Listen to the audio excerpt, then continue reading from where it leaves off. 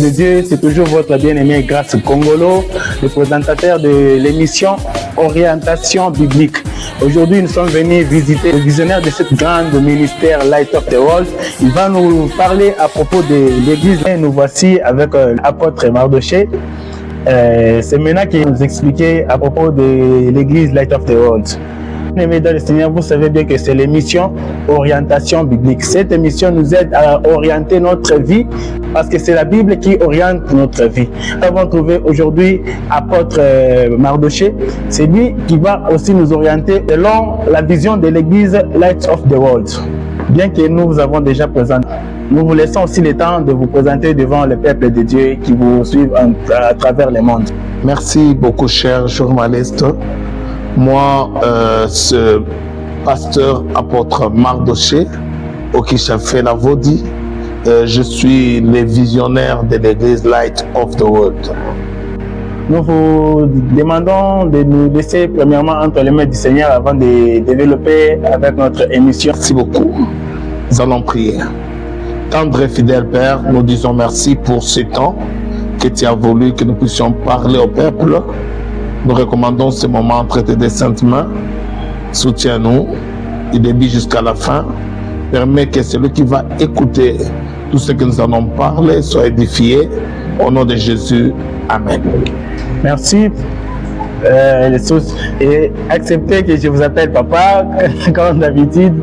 Alors, le peuple de Dieu m'ont demandé, ils m'ont envoyé plusieurs SMS à propos de votre vision Light of the World.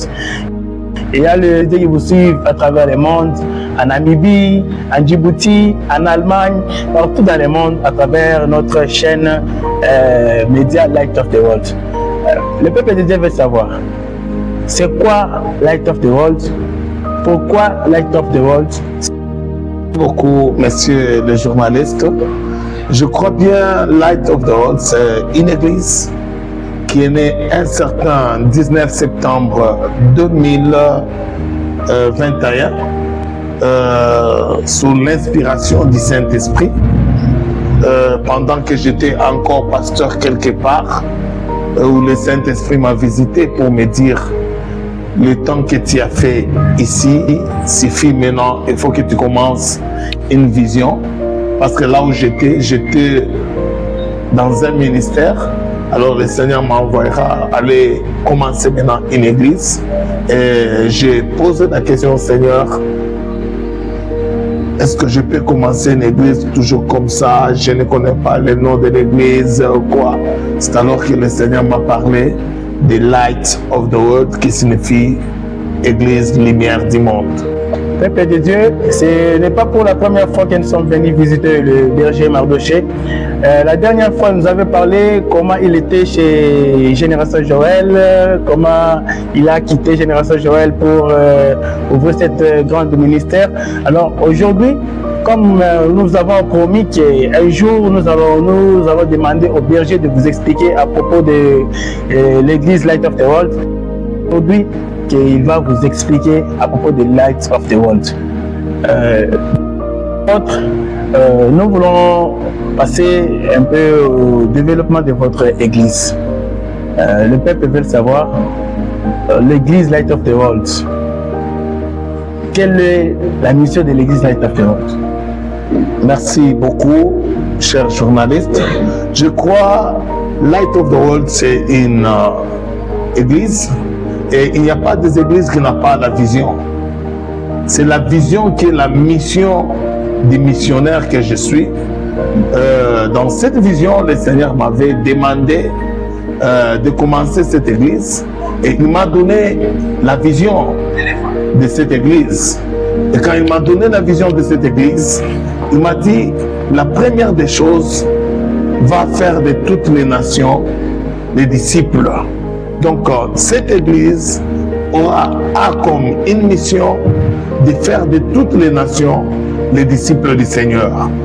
Ça, c'est le premier point. Deuxième point, cette église a la mission d'amener le peuple à une vie de sainteté. Donc, ce n'est pas venir à l'église qui peut nous amener dans le royaume de Dieu, mais c'est lorsque nous vivons une vie de sainteté, nous accomplissons la volonté de Dieu, parce que Jésus dit que la Bible dit nous devons être les imitateurs du Christ. Donc, il est écrit encore tel qu'il est, tel nous sommes.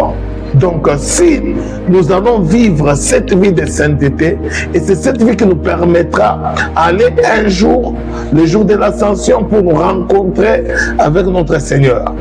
Le troisième point de notre vision, Dieu nous a dit amener l'Église à une vie d'intimité avec le Saint-Esprit.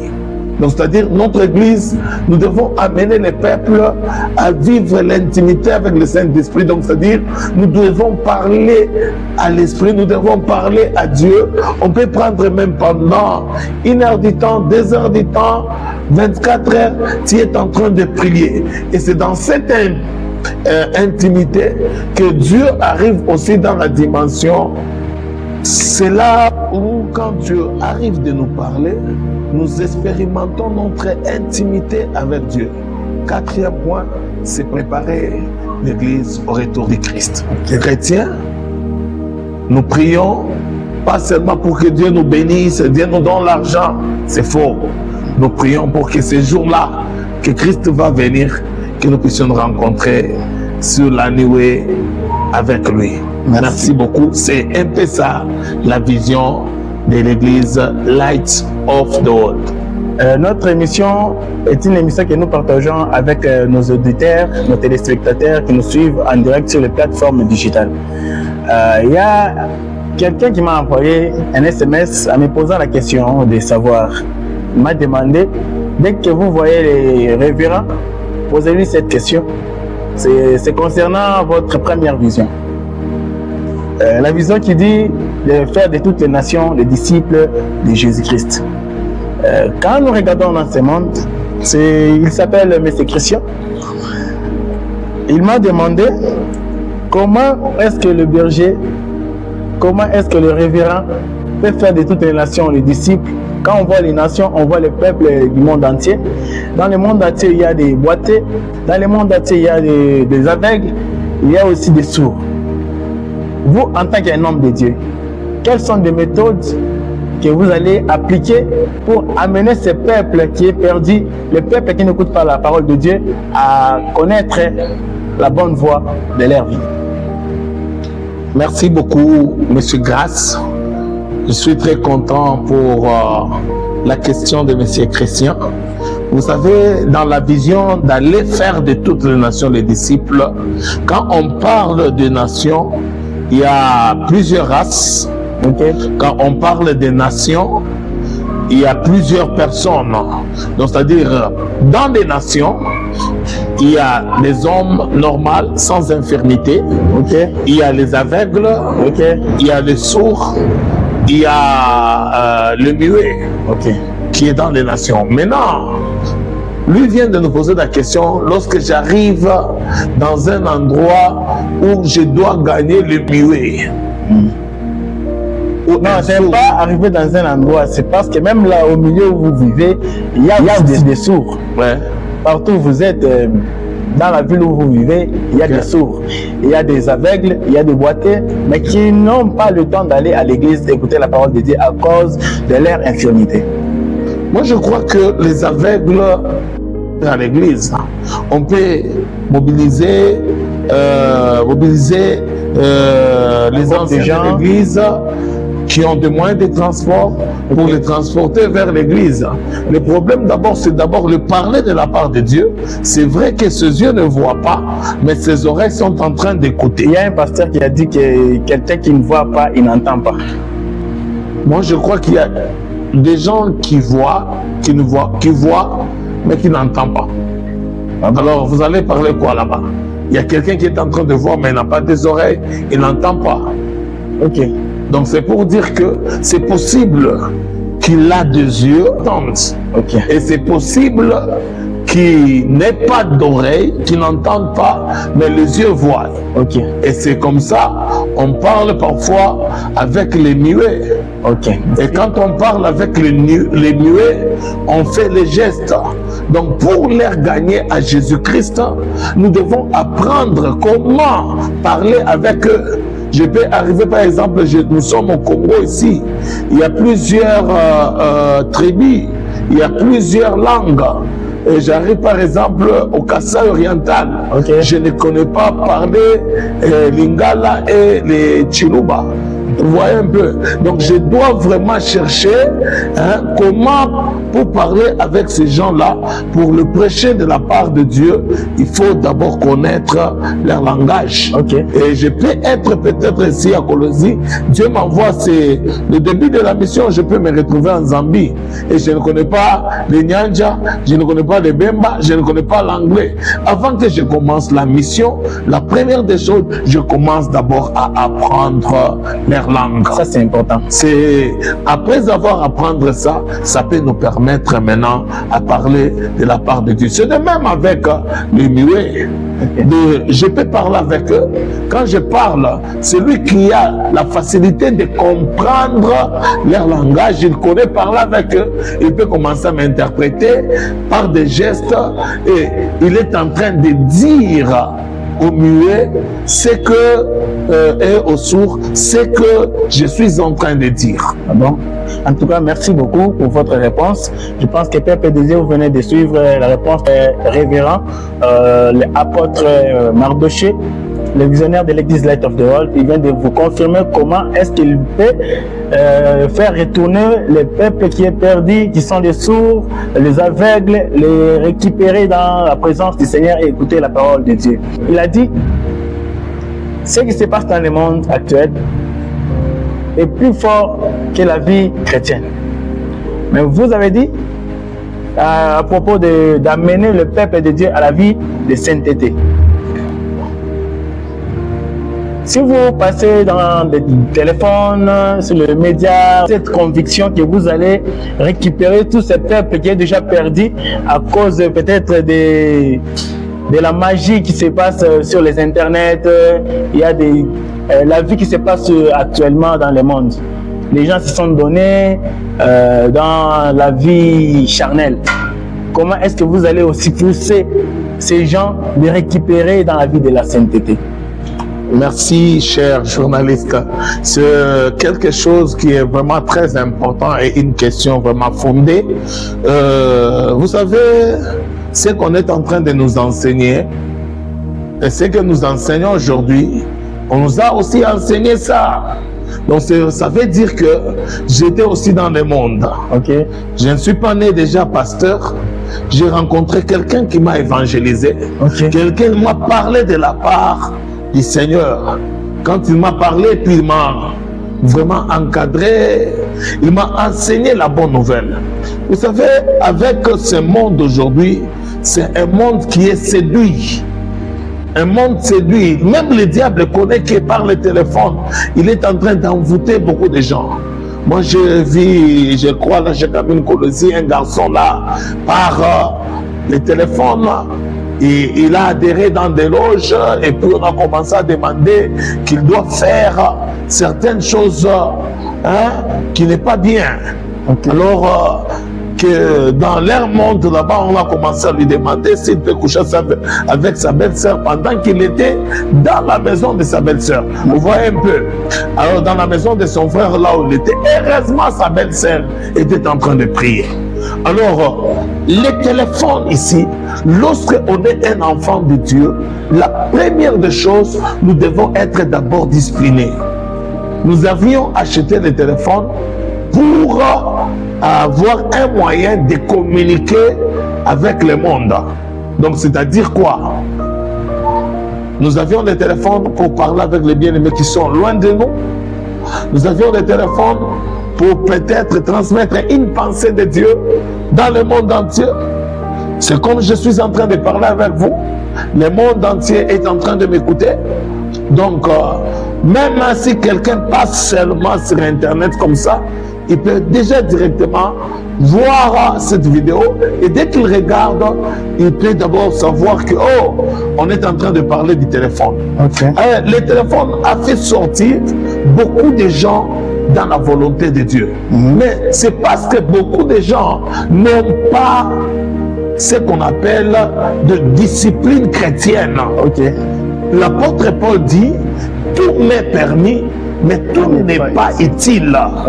Donc on peut me présenter toutes choses, mais est-ce que tu sais qu'on me présente, c'est utile? Tout m'est permis, mais tout n'est pas utile. Donc, sur Internet, il y a tout.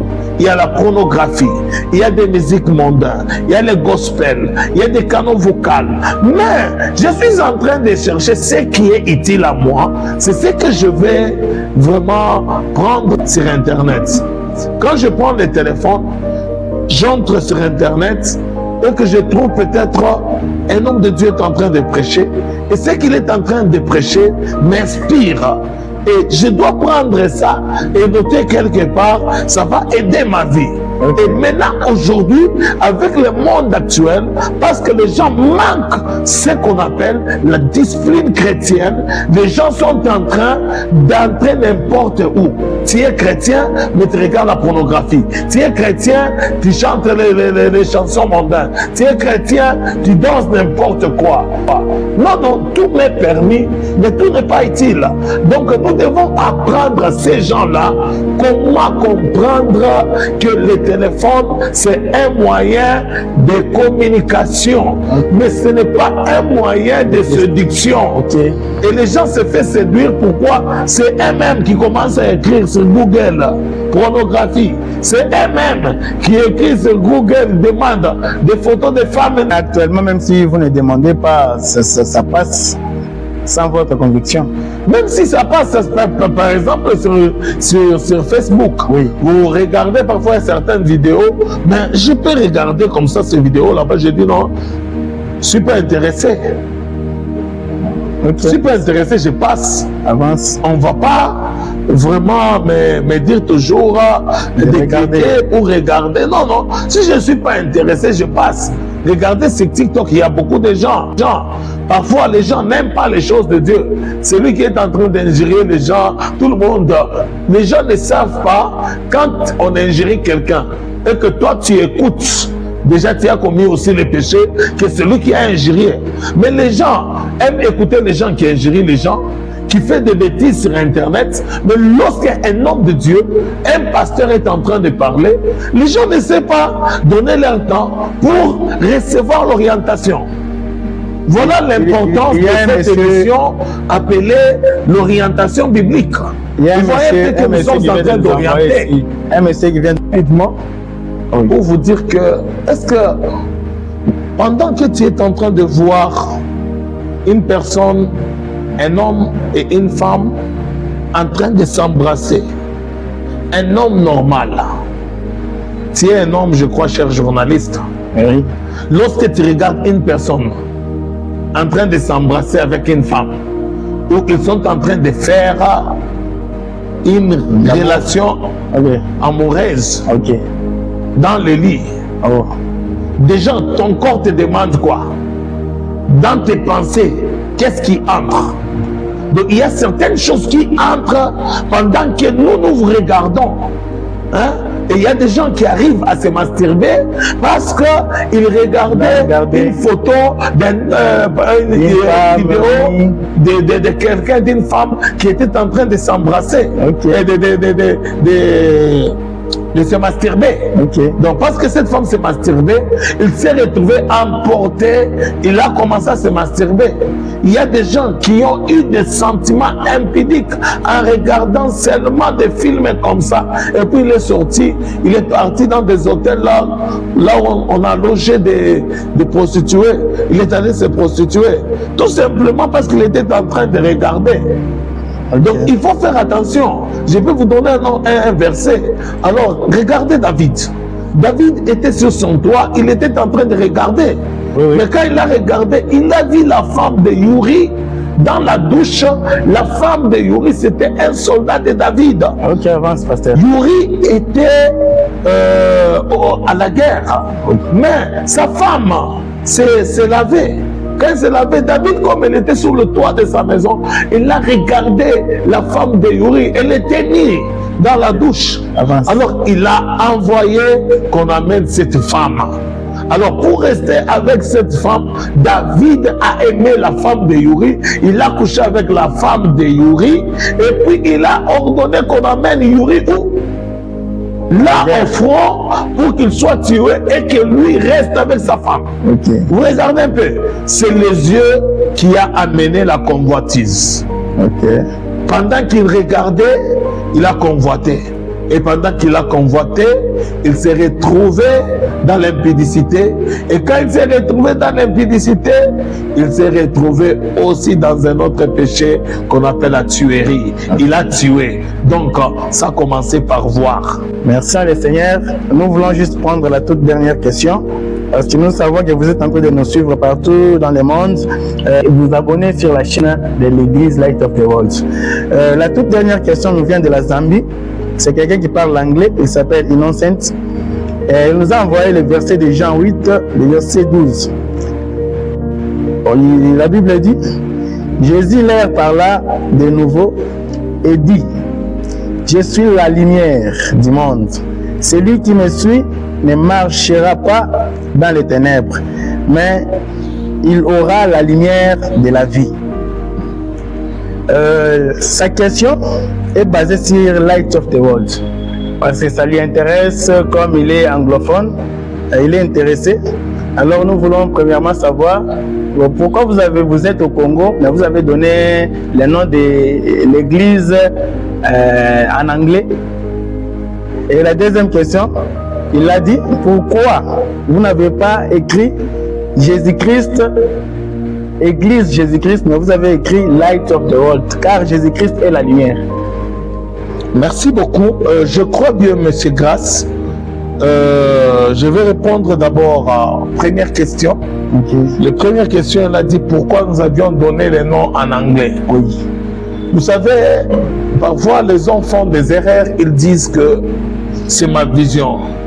Et ce n'est pas la vision du pasteur Mardoché. Ok. Le pasteur Mardoché, il a reçu la vision de Dieu pour l'accomplir. Avance, pasteur. Donc, c'est-à-dire, Dieu me donne la vision et il m'a donné le nom en anglais. Dieu connaissait pourquoi il m'a donné en anglais.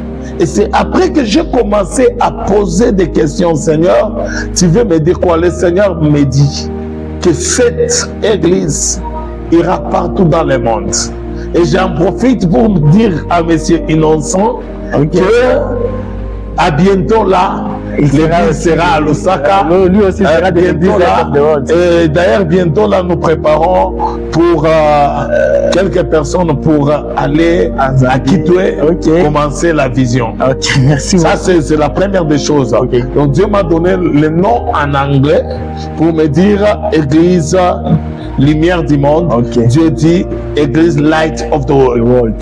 Alors, deuxième point qu'il m'a demandé, c'est d'écrire Jesus Church. Pourquoi on n'a pas écrit Jésus-Christ Lumière du monde? Donc Jesus alors, Church. Okay. English. Pourquoi on n'a pas écrit Jesus Church? Moi, je crois bien que moi, je ne peux pas écrire ce que Dieu ne m'a pas donné. L'homme donne ce qu'il a. Ça, c'est profond. Moi, j'ai transmis ce que je récite. Alors, même cette vision, The Light of the World, pendant que nous sommes en train de transmettre, parler avec le peuple, je suis en train de ainsi que quand je suis venu devant le peuple, je suis allé parler au peuple de ce que Dieu m'a dit. C'est très important. Merci beaucoup, pasteur. Nous vous laissons le temps de parler au peuple de Dieu. Votre dernier mot, en conclusion, qu'est-ce que vous pouvez dire au peuple de Dieu? Merci, peuple de Dieu. Vous m'écoutez de partout dans le monde. L'église Light of the World, c'est une église chrétienne qui a déjà la personnalité juridique. L'église Light of the World a tous les documents et c'est une église qui doit amener les gens vers Christ. Et nous vous demandons, bien-aimés dans le Seigneur, vous qui n'avez pas encore amené ta vie à Christ, tu n'as pas encore donné ta vie à Christ, il est temps que vous puissiez donner votre vie à Jésus-Christ. La deuxième des choses, l'adresse de l'église Light of the World, nous avions commencé au Congo RDC, dans la province d'Ilo-Alaba, ville de Kolwezi, dans la cité d'Ur. C'est là où il y a notre église Light of the World. À bientôt là, il y a des bien-aimés qui ont déjà commencé à Tenke et Kakanda, Funguru. Mais donc, à bientôt, nous sommes en train de partir partout pour évangéliser et éclairer le monde au moyen de la parole du Seigneur. Merci beaucoup, révérend. Nous vous laissons le temps de saluer même 2 ou 3 personnes qui vous sont chères. Je salue tout le monde dans le monde, tous les chrétiens du monde entier. Que le Seigneur vous bénisse abondamment. Amen. Je salue tous les pasteurs. Nous vous demandons toujours de nous accrocher à Dieu, de marcher dans la sainteté, dans la crainte de Dieu, pour que la parole que nous allons prêcher aux fidèles soit efficace et que le signe et les miracles puissent nous accompagner. Beaucoup, bien-aimés dans le Seigneur, avant que le révérend puisse nous quitter, nous lui demandons de nous abandonner encore dans les mains du Seigneur, abandonner le peuple du monde entier dans les mains du Seigneur. Révérend, à vous la parole. Merci beaucoup, nous allons prier. Seigneur notre Dieu, tu as permis que nous puissions passer sur cette chaîne pour parler. Nous voulons, Saint Dieu de gloire, que tu nous aides. Permets que tout ce que nous allons parler, que nous avions parlé, puisse édifier les peuples. Accepte, Seigneur Dieu de gloire, de bénir, éternel Dieu de gloire, toute personne qui va nous écouter. Au nom de Jésus, bénis toute notre équipe. Bénis, éternel Dieu de gloire, notre journaliste. Seigneur, permets que la journée d'aujourd'hui soit encore une journée bénie. Au nom de Jésus-Christ. Amen. Amen.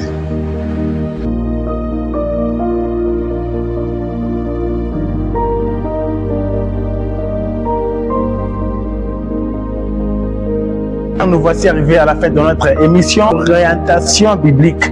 Alors, bien aimés, nous vous invitons à cliquer sur la cloche de notification, de vous abonner, d'aimer, de commenter sur notre chaîne pour améliorer notre émission Orientation biblique. Nous vous remercions partout où vous nous suivez dans le monde. Que Dieu vous bénisse abondamment.